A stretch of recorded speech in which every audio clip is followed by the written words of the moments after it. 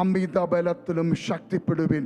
പരിശുദ്ധാത്മാവിൻ്റെ അണ്ടറിലേക്ക് നമ്മൾ വന്നു കഴിയുമ്പോൾ നമ്മുടെ സിസ്റ്റം ചേഞ്ച് ആകും.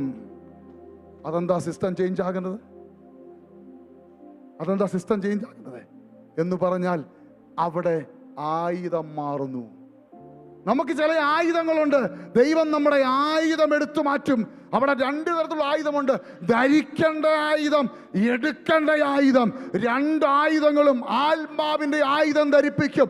ഇന്നലെ വരെ എന്നെ ദൂഷിച്ച് പറഞ്ഞ, എനിക്കെതിരെ അപവാദം പറഞ്ഞവനെ തല്ലണം എന്നാണ് എൻ്റെ ആഗ്രഹമെങ്കിൽ ഈ ആത്മാവ് അകത്തു വന്നു കഴിയുമ്പോൾ നിന്റെ ആയുധം മാറും. സ്തോത്രം. രണ്ടാമത് എഴുതിയിരിക്കുന്നു, പോരാട്ടം മാറും. അപ്പോൾ ഈ ലോകത്തിൽ ജീവിക്കുമ്പോൾ മറ്റു മനുഷ്യനെ പോലല്ല നമ്മൾ ജീവിക്കുന്നത്. നമ്മുടെ സിസ്റ്റം ദൈവം ചേഞ്ച് ചെയ്യുകയാണ്. അങ്ങനാണോ നമ്മൾ ജീവിക്കുന്നത്? അതോ എന്നും വന്ന് പാട്ടുപാടി സ്വോത്രം പറഞ്ഞ് ഹല്ലേലൂയ പറഞ്ഞ് പോവുകയാണോ? നിങ്ങൾ ആത്മാവിലാണോ ജീവിക്കുന്നത്? പരിശുദ്ധാത്മാവിലാണോ ജീവിക്കുന്നത്? അങ്ങനാണെങ്കിൽ ലോകത്തിലെ ഒരു ശക്തി നിങ്ങൾ തൊടാൻ പറ്റത്തില്ല.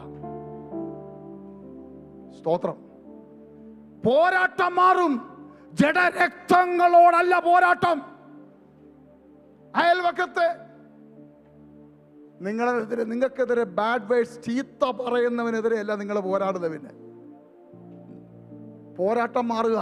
നിങ്ങൾക്ക് പോരാട്ടമുള്ളത് ജഡരക്തങ്ങളോടല്ല എന്ന് പറഞ്ഞാൽ ഈ മാംസവും ബ്ലഡുമുള്ള ഈ സാമിനോടോ ജോയിച്ചാനോടോ മാത്തിച്ചാനോടോ അല്ല പോരാട്ടമുള്ളത്. പിന്നെയോ അവനെ കൊണ്ട് ദുഷ്പ്രവർത്തി ചെയ്യിപ്പിക്കുന്ന, നിനക്കെതിരെ അപവാദം പറഞ്ഞുകൊണ്ടിരിക്കുന്ന പിശാചിന് നേരെയാ നിന്റെ പോരാട്ടമുള്ളത്.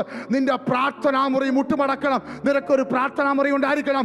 ഇല്ല, അല്ല പ്രാർത്ഥനാ മുറി ഇല്ല പാസ്റ്റേ, വേണ്ട. ഒരു പായുണ്ടോ പ്രാർത്ഥിക്കാൻ? ആ പായൽ നീ മുട്ടുമടക്കുന്നവനാണെങ്കിൽ അവിടെ ഇരുന്ന് നീ പ്രാർത്ഥിക്കണം. എനിക്കെതിരെ അപവാദം പറയുന്ന, എനിക്കെതിരെ ഓഫീസിൽ പ്രശ്നമുണ്ടാക്കുന്ന, എൻ്റെ കുഞ്ഞിനെതിരെ പോരാടുന്ന ആ പൈശാചിക ശക്തിയെ യേശുവിൻ്റെ നാമത്തിൽ ഞാൻ ബന്ധിക്കുന്നു എന്ന് പറയുമ്പോൾ അവിടെ ബന്ധിക്കപ്പെടും.